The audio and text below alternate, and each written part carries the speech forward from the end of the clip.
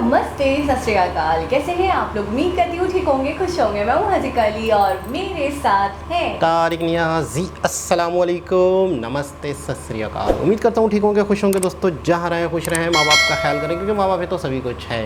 आज की हमारी वीडियो है दिल्ली मुंबई एक्सप्रेसवे से रिलेटेड। से स्टार्ट करते हैं अपनी वीडियो को। Let's start. ओके गाइस, तो वीडियो का टाइटल है Delhi Mumbai expressway, Bharuch interchange, Narmada river, cable bridge.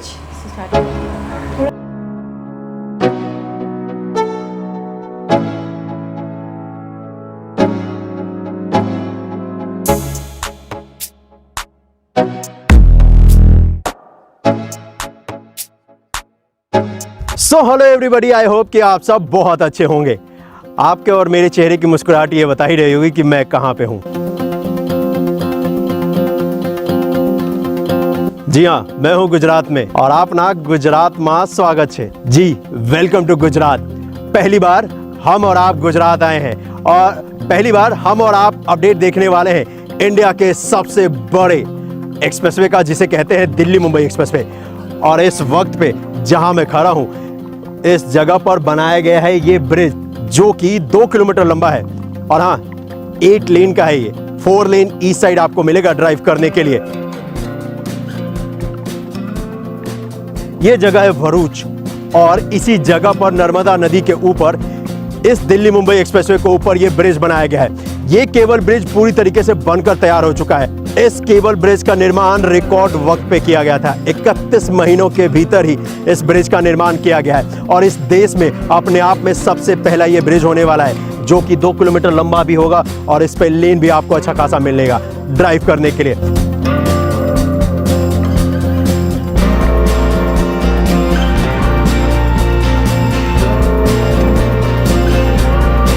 इस जगह पर भरूच में अगर आप आओगे ना तो बहुत सारा काम देखने को मिलेगा। लेफ्ट हैंड साइड में मेरे अगर आप देखोगे तो यहाँ पर वेस्टर्न डेडिकेटेड फ्रेट कॉरिडोर का काम आपको दिखेगा।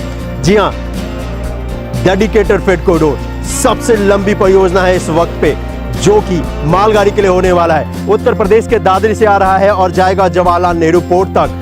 और यहाँ से ठीक अगर आप 5 किलोमीटर आगे देखेंगे तो आपको दिखेगा इस देश के सबसे पहले बुलेट ट्रेन का जो निर्माण किया जा रहा है उसका कार्य भी इस नर्मदा नदी के ऊपर दिखेगा और उसके तो पिलर्स बनाए जा रहे हैं। अभी वहां पर बहुत सारा काम किया जाना है।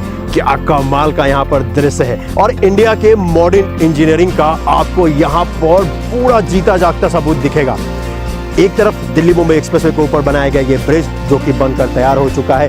कंपनी जिसने इसके ऊपर काम किया है वो है अशोका बिल्डकॉन लिमिटेड और इस तरफ बनाया जा रहा है WDFC, उसके बगल में बनाया जा रहा है बुलेट ट्रेन। अगर आपको इंफ्रास्ट्रक्चर से प्यार है तो ये जगह आपके लिए किसी जन्नत से कम नहीं है। दिल्ली मुंबई एक्सप्रेसवे 1 लाख करोड़ की लागत से बनाया जा रहा है। लेन इस पे होने वाला है 4 लेन ईस्ट साइड और यहाँ पर देखोगे तो स्ट्रीट लाइट भी लगा दिया गया है इस ब्रिज के ऊपर। ब्रिज के ऊपर लेन मार्किंग का भी काम कर दिया जा चुका है और इनफैक्ट अगर आप आगे की तरफ चलोगे बड़ोदरा की तरफ इस तरफ तो आपको दिखेगा कि इस पे जो काम है वो हो चुका है जो कि कंपनी यहाँ पर अशोक बिल्डकॉन कर रही है जी। और ये रहा राइट हैंड साइड में अगर आप देखोगे तो ये है डेडिकेटेड फ्रेट कॉरिडोर की परियोजना। इसका भी ब्रिज जो है वो 2 किलोमीटर लंबा है और इसके आगे आपको जो दिखेगा, जूम करके दिखाता हूँ रुको। हाँ, ये वाला ये है बुलेट ट्रेन।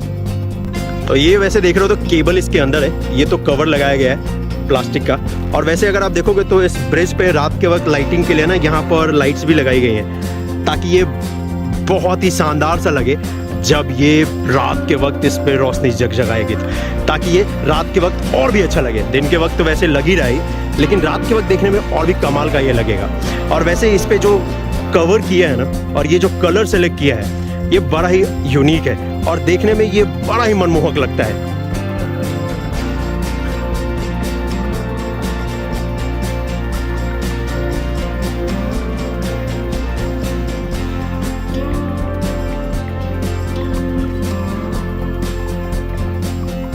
चलो तो इस ब्रिज से मैं आपको आगे लेकर चलता हूं और दिखाता हूं कि यहाँ पर जो इंटरचेंज बनाया गया है भरूच में उस पे कितना कुछ काम हुआ है।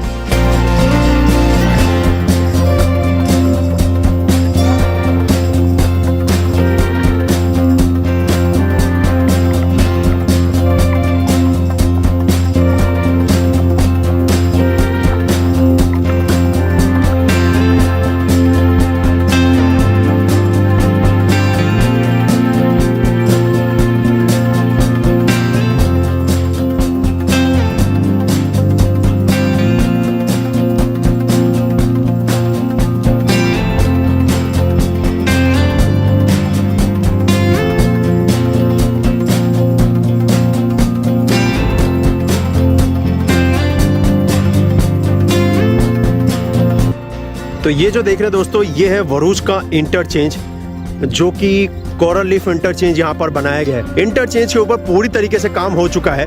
और वैसे अगर आप देखेंगे गुजरात वाले पार्ट में इस दिल्ली मुंबई एक्सप्रेसवे के, तो यहाँ पर जो बनाया गया है रोड पूरी तरीके से कंक्रीट का बनाया गया है। जी हाँ, वैसे अगर आप देखेंगे तो ये जो वरूच का इंटरचेंज है, यहाँ पर आपको वे साइड एमिनिटीज़ भी मिलने वाला है। और इस तरफ अगर आप देखेंगे तो ये वे साइड एमिनिटीज़ का इस जगह पर काम चल रहा है। और साथ ही साथ अगर आप देखेंगे तो यहाँ पर हेलीपैड्स भी बनाए गए हैं। तो एक्चुअली ये जो टोल प्लाजा का पार्ट है, इसी जगह पर हेलीपैड्स बनाए गए हैं। और यहाँ पर आपको एक नहीं 2 हेलीपैड्स दिखेंगे। एक ये जो आप देख रहे हैं, दूसरा मेरे इस तरफ राइट हैंड साइड में यहाँ पर ये बनाया गया है। अब ये जो हेलीपैड्स बनाए गए हैं, ये बनाए गए हैं ताकि इमरजेंसी के वक्त पे इसका इस्तेमाल किया जा सके। अगर इस एक्सप्रेसवे पे कोई इमरजेंसी हो जाती है तो उस वक्त पे एयर सर्विस का इस्तेमाल किया जा सके। और इसी वजह से यहाँ पर हेलीपैड्स का निर्माण किया गया है। और सिर्फ इसी जगह पर नहीं, इस दिल्ली मुंबई एक्सप्रेसवे पे हर जगह पर आपको दिखेगा कि हेलीपैड्स का जो निर्माण है वो किया गया है। और वैसे अगर आप देखेंगे तो वो ज़्यादातर आपको दिखेगा इंटरचेंज के पास ही, या फिर जो वे साइड एमिनिटीज़ बनाई गई हैं उसके पास। ये टोल प्लाजा जो यहाँ पर आप देख रहे हैं, जब आप एग्जिट लेंगे, मान लीजिए आप दिल्ली की तरफ से आ रहे हैं, राजस्थान मध्य प्रदेश की तरफ से आ रहे हैं और वरूच में आपको एग्जिट लेना है, तो इसी जगह पर आपको आपके गाड़ी में लगे हुए फास्टैग के जरिए जो पैसे हैं वो पे करने पड़ेंगे, जितने किलोमीटर आपने इसके ऊपर ट्रेवल किया है। और फिर आप यहाँ से ये जो रोड देख रहे हैं NH48, उस पर कनेक्ट कर सकते हैं। और इस जगह पर वैसे लेन की अगर मैं बात करूं इस टोल प्लाजा पे, तो 8 लेन मिलेगा आपको। और यहाँ पर लिखा भी है वैसे, national highway authority of India welcome you at toll plaza NE4। NE4 का मतलब है नेशनल एक्सप्रेसवे 4। जी, वैसे ये जो नेशनल एक्सप्रेसवे 4 है, ये गुजरात में ही नेशनल एक्सप्रेसवे नंबर 1 जो बना हुआ है उसको क्रॉस भी करेगा। ये उसका अपडेट अगले बार मैं आपको दिखाऊंगा।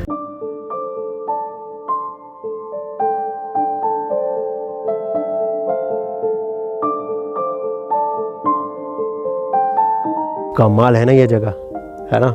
चलिए, गुजरात में पहला दिन है और बहुत सारा काम हम और आप देखने वाले हैं, चाहे वो दिल्ली मुंबई एक्सप्रेसवे का हो, या फिर वेस्टर्न डेडिकेटेड फ्रेट कॉरिडोर का हो, या फिर पहली बार हम और आप बुलेट ट्रेन का काम देखने वाले हैं। चलिए, कैसा लगा आज का ये वीडियो आप मुझे कमेंट करके ज़रूर बताइएगा।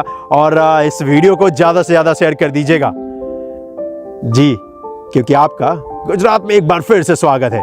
चलिए, मिलते हैं आपसे अगली वीडियो में। अपना ख्याल रखिएगा। जय हिंद।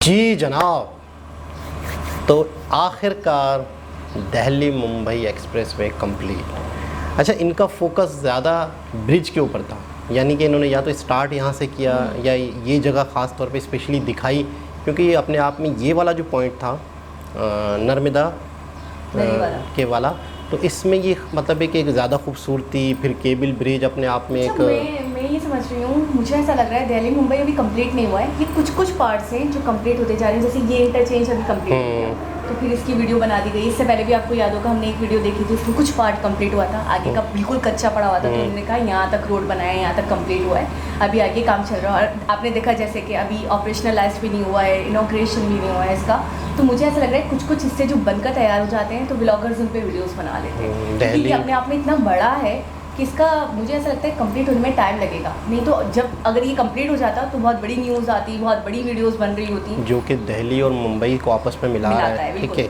और इंडिया का सबसे बड़ा, तो इससे आप अंदाज़ा लगा लें कि उसकी लेंथ कितनी ज़्यादा, उसकी कॉस्ट कितनी ज़्यादा, उस पर टाइम कितना करोड़, बिल्कुल, तो उस पर टाइम कितना लगना है, ठीक है। अच्छा, हमने कई दफ़ा ऐसा देखा कि काफ़ी हद तक कंप्लीट है, कई जगहों पे काम हो रहा है, कई जगहों पे कंप्लीट है।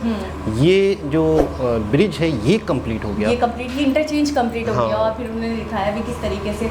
अच्छा, ये जो एक ये कह लें कि ये जो रकबा था, ये जो जगह थी, ये भरूच कहलाती है। भरूच तो नाम इस जगह पे जो ये काम चल रहा था, ये समझे अपने पाए तक मिल पर पहुंच गए, कंप्लीट हो गया है। अच्छा, इंटरचेंज बड़ा कमाल का लग रहा है मुझे। अच्छा, इनको एक तो खूबसूरत बनाया जाता है, लेकिन उसको पूरा एक नदी की तरह एक और फिर वो हेलीपैड्स वाला जो कॉन्सेप्ट है वो मुझे अपने आप में बहुत यूनिक और कमाल का लगा, कि उन्होंने बता भी दिया वीडियो में कि ज़्यादातर हेलीपैड्स आपको ये सिर्फ एक जगह पे नहीं, इस जगह पे नहीं है, ऐसा नहीं है, आपको ज़्यादातर इंटरचेंज जो हैं उनके पास आपको हेलीपैड्स मिलेंगे, और फिर आप अपने हिसाब से टोल प्लाजा जो है। असल में ये जगह वो होती हैं कि जहाँ पे गाड़ियाँ बहुत स्पीड से चलती हैं, यानी कि आपको 100 से कम तो स्पीड रखनी नहीं है, 120 की स्पीड से कोई इस शहर के बीच में तो होते नहीं हैं। ये तो आपने एक मरतबा गाड़ी चला दी, और वो वाली गाड़ियों के लिए तो ये मैं कहूँगा जन्नत है, जो ड्राइवर लेस होती हैं, जो ऑटो चलती है, बस उन्हें बता दिया जाए। हमारे हाईवे में ऐसा होता है, ठीक है ना, कि बहुत ज़्यादा स्पीडी गाड़ियाँ चल रही होती है, तो ये तो हाईवे से भी आगे वाली चीज़ है ना, एक्सप्रेसवे है ये तो यहाँ पर एक्सीडेंट के ख़तरे भी इसी तरह बढ़ जाते हैं। जैसे एक रश है, रश में तो आप चल ही स्लो रहे हो, फास्ट रहे हो, आपको आप होश में हो, कि यानी कि अब यहाँ पे है कि एक लय में गाड़ी चल रही है। आपको पता है ड्राइवर अक्सर जो बड़ी गाड़ियों के जो ड्राइवर होते हैं, अक्सर नींद इनकी पूरी नहीं होती। जब मुसलसल एक ही स्पीड से आपको कोई भी चेंजिंग नहीं करनी, तो आपको नींद के झटके आ जाते हैं। लेकिन इतना साफ शफाफ रोड, इतना स्मूथ रोड आपको मिलता है, जैसे नॉर्मली रोड नहीं, रोड की गलती नहीं, किसी की गलती नहीं। मैं इसी पॉइंट ऑफ व्यू से कह रही थी कि यहाँ पे फिर भी चांसेस कब होना चाहिए, अगर आप थोड़ा सा, आप सही कह रहे हैं कि अगर आप ध्यान से चलाएं, थोड़ा सा फोकस करें अपनी ड्राइविंग पे, तो मुझे नहीं लगता ऐसे एक्सप्रेसवे देखकर, तो मुझे लगता है वाकई क्लासी हैं। और यहाँ पे चांसेस कम होने चाहिए कि इतने शफाफ रोड हैं, इतने स्मूथ रोड हैं कि आप आराम से कंट्रोल कर सकते हो। एक्सीडेंट कम होते हैं, लेकिन बहुत भयानक हो सकते हैं, बहुत भयानक। ये तो आप सही। फिर उसके लिए इमरजेंसी के लिए हेलीपैड वगैरह इनकी ज़रूरत पड़ती है, कि फौरी तौर पर अगर देखें ये शहरों से तो बहुत दूर होते हैं, क्योंकि जाहिर सी बात है ये तो ऐसी जगहों से रोड गुजर रहे हैं जहाँ पे शहरी दूर है, फिर हॉस्पिटल। और तो यही कारण है हर इंटरचेंज पर। हाँ, ये वजह है, ताकि अल्लाह ना करे कोई ऐसी सूरत हाल होती है तो फौरी तौर पर किसी की जान बचाई जा सके। और कोई गाड़ी है जो एक मतलब इस साइड से या इस लाइन से या इस ब्रिज के ऊपर से एग्जिट कर रही है और कहीं और इंटरलिंक होने वाली है, और फिर अल्लाह ना करे वो टकरा जाए या कॉलिजन हो जाए उसका दूसरी गाड़ी से, तो फिर उस वक्त इमरजेंसी के लिए जाहिर सी बात है बिल्कुल सिचुएशन आउट ऑफ कंट्रोल हो जाएगी। और आप सही कह रहे हैं कि ये जो जगहें होती हैं शहरों से तो बहुत दूर होती है, बिल्कुल ऐसा ही तो है। फिर आपको इमरजेंसी के लिए होना चाहिए ऐसी सहूलियात। ये है कि जब कंप्लीट हो जाएगा तो दिल्ली से मुंबई वालों को बहुत ही ज़्यादा सहूलत हो जाएगी, बहुत ही ज़्यादा टाइम बच जाएगा। और दिल्ली और मुंबई के दरमियान में जो भी शहर आ रहे हैं, जो भी इलाके आ रहे हैं, जो भी लोग रहते हैं, और जहाँ जहाँ मतलब है कि उनको कनेक्शन दिया जा रहा है। बाज़ दफ़ा ऐसे रोड, ये हाईवे रोड ऐसे होते हैं कि गुज़रते तो ज़रूर हैं बहुत सारे शहरों से, बहुत सारे इलाकों से, तो बहुत छोटे मोटे इलाकों को ऊपर से ही गुज़र जाते हैं। उनको मतलब है कि एक होता ना इंटरेक्ट नहीं कर पाते वो, यानी कि जुड़ नहीं पाते वो इलाके इस वे से। सही। तो ये है कि जो इलाके जुड़ रहे होंगे तो उन्हें बहुत बेनिफिट है, बहुत सारे इलाके, बहुत सारे शहर जुड़ रहे हैं। बिल्कुल। और आपको याद आएगा एक वीडियो हमने और भी देखी थी जिसके अंदर उन्होंने बाकायदा पूरा सफ़र करा था। हाँ। काफ़ी लंबा ब्लॉग था उनका और काफ़ी लंबा सफ़र था, तो मुझे उस दिन आइडिया हुआ कि कुछ ना कुछ तो कटिंग भी होगी यकीनन, स्किप भी होगा, लेकिन मुझे उस दिन आइडिया हुआ कि अच्छा खासा लंबा व्लॉग बना, तो मुझे उसी दिन लगा था कि यार बहुत लंबा सफ़र है। देखिए हम तो यहाँ पे बैठ के पाकिस्तान के एक शहर में बैठ के अपने ओपिनियन दे रहे हैं और अपनी राय दे रहे हैं, लेकिन हमें वाकई एक्चुअल में आइडिया नहीं है कि कितना बड़ा एक काम हो गया है और कितना बड़ा एक तोहफ़ा है इन लोगों के लिए कि इतना लंबा सफ़र और आपके लिए इतना टाइम बच जाएगा, आप शॉर्टली इसको मतलब एक तरीके से तय कर पाओगे। और आपको याद होगा, आई थिंक मुझे याद आता है नितिन जी ने एक वीडियो में कहा भी था 24 घंटे लगते थे, 24 घंटे लगते थे और अब आधे से भी कम हो गया है। बिल्कुल ऐसा ही है। और दूसरी चीज़ ये है कि मैं जहाँ तक समझ रहा हूँ कि इन चीज़ों का फ़ायदा आपको बहुत देर बाद बहुत बड़े लेवल पे होने वाला है। यानी कि मुसलसल हम देख रहे हैं कि रेलवे पे काम हो रहा है, नई पटरियाँ बिछ रही हैं, इलेक्ट्रिक रेलवे बने जा रहे हैं, इलेक्ट्रिक हाईवे बने जा रहे हैं, इलेक्ट्रिक गाड़ियाँ आ रही हैं, जितनी मतलब है कि नए से नए हाईवे बन रहे हैं और पूरे सिटीज़ को पूरे राज्यों को आपस में मिला रहे हैं। तो इनका बहुत जल्दी इम्पैक्ट नहीं आएगा। इससे देखिए बहुत जल्दी फौरी फ़ायदा तो होगा, आवाम को होगा। देखिए फौरी फ़ायदा तो होगा कि लोगों को एक सफ़र, लेकिन इसका लॉन्ग टर्म वाला बेनिफिट बहुत बड़ा है। यानी कि इतना मतलब इन्होंने ना एक ऐसी चीज़ पे हाथ रख लिया कि जिससे हमारे मुल्क ने खुद तरक्की करनी है। अच्छा, इंडिया की मजबूती पे या इंडिया इतना ज़्यादा जो डे बाय डे स्ट्रॉन्ग हो रहा है, तो मुझे बहुत मेन रीज़न ये लगता है बिल्कुल ऐसा स्ट्रक्चर।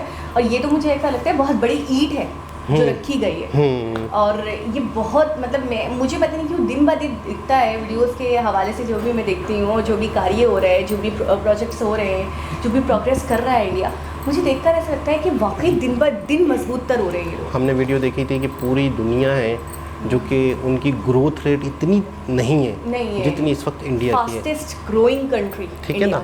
और ऐसे भी लोग हैं जो इंडिया के अमीर तरीन लोग हैं, उनकी इकोनॉमी में भी उस तेज़ी से इजाफा हो रहा है जो दूसरों की इकोनॉमी में नहीं हो रहा।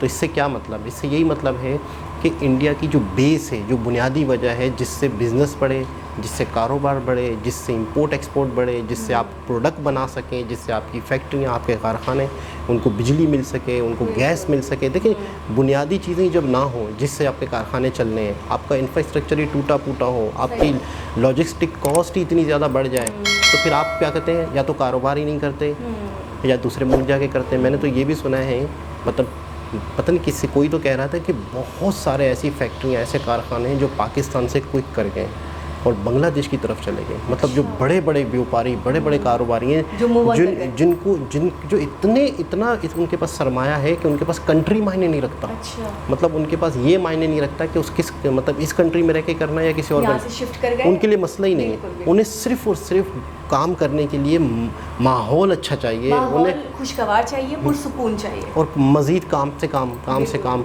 मतलब आप प्रॉफिट भी चाहिए। देखो बहुत छोटे कारोबारी होते हैं, उनकी तो मजबूरी है, वो क्विक नहीं कर पा रहे या नहीं कर सकते, वो तो कुछ भी करके जिस देश में है, जिस कंट्री में है, जिस सिटी में, मजबूरन। लेकिन जिनके पास अच्छा खासा अमाउंट है तो वो बाकायदा क्विक करके अपने कारोबार को बढ़ाने का सोच रहे हैं और कई लोग कर भी गए। तो यही वजह है कि वहाँ के लोगों की डे बाय डे वर्थ बढ़ रही है। अडानी जी का माहौल अच्छा बना है, इलॉन मस्क जो है वो पीछे आ रहे हैं और अडानी जी की जो है उनकी वर्थ बढ़ रही है, अपने आप में बहुत बढ़ रहा है डे बाय डे। तो अडानी अपने आप में कुछ नहीं है जब अडानी को वो माहौल नहीं मिलता। तो ये वो माहौल है, ये वो रास्ते हैं, वो ये इंफ्रास्ट्रक्चर है, ये अमन व अमान है, टैक्स कम से कम होता है। आप खुद बताएं ना, छोटी सी बात है, आप छोटे से बच्चे तो नहीं हैं, आप इसी बात से आइडिया लगा लेना कि इसी में मतलब एक तरीके से पूरा निचोड़ है उनकी पॉलिसीज़ का कि वो बाहर वालों को भी इंसेंटिव देते हैं। तो अपनों को क्यों ना देंगे? बाहर वालों को भी सिंगल विंडो का एक फैसिलिटी देते हैं, तो वो अपनों को क्यों दबाएंगे, वो अपनों पे क्यों प्रेशर बनाएंगे, उनको क्यों मतलब उनके साथ क्यों ज्यादती करेंगे? जब वो बाहर वालों के लिए इतना अच्छा खुशगवार माहौल प्रोवाइड कर रहे हैं तो वो तो प्रायोरिटी देंगे अपने लोगों को। बिल्कुल। तो एक बहुत ज़बरदस्त, बहुत ही बड़ी न्यूज़। दोबारा किसी और मेरे साथ मुलाकात होगी, जब तक के लिए अल्लाह हाफ़िज़।